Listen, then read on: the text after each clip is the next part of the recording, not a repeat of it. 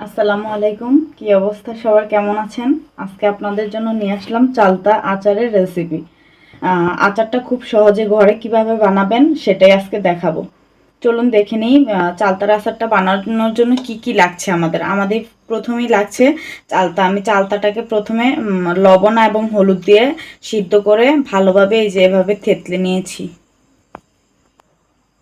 এরপর লাগছে সরিষার তেল নিয়েছি 125 ml। আর নিয়েছি চিনি 250 ml। নিয়েছি 5 ফোড়ন গুঁড়া 2 টেবিল চামচ, আর হচ্ছে জিরার গুঁড়া 1 টেবিল চামচ, হাফ টেবিল চামচ গরম মশলার গুঁড়া, আর 2 টেবিল চামচ মরিচের গুঁড়া। আর নিয়েছি লবণ স্বাদ মতো, আর হচ্ছে আদা রসুন বাটা 1 টেবিল চামচ আদা রসুন বাটা, আর 1 টেবিল চামচ হচ্ছে রসুন বাটা। চলুন এবার প্রস্তুত প্রণালীতে চলে যাই। এবার আমরা কড়াইতে সরিষার তেলটা দিয়ে দেব।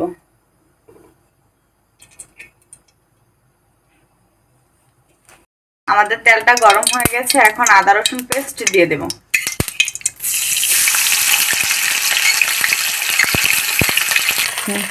আদা রসুনটা ভালোভাবে ভেজে নিলাম, এখন চালতাগুলোকে দিয়ে দেব।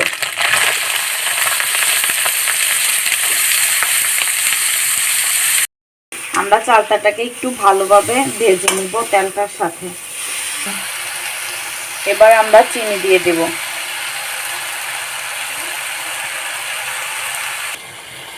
চিনিটাকে ভালোভাবে গলিয়ে নেব। এখন আমরা 5 ফোড়ন, মরিচের গুঁড়া, গরম মশলা গুঁড়া আর হচ্ছে জিরার গুঁড়া একসাথে দিয়ে দেব। এবার আমরা পরিমাণ মতন লবণ দিয়ে দেব। ভালোভাবে এটাকে মিশিয়ে কিছুক্ষণ জাল করব। এই তো আমাদের আচারটা রেডি হয়ে গেল খুব সহজে এবং খুব অল্প সময়ে।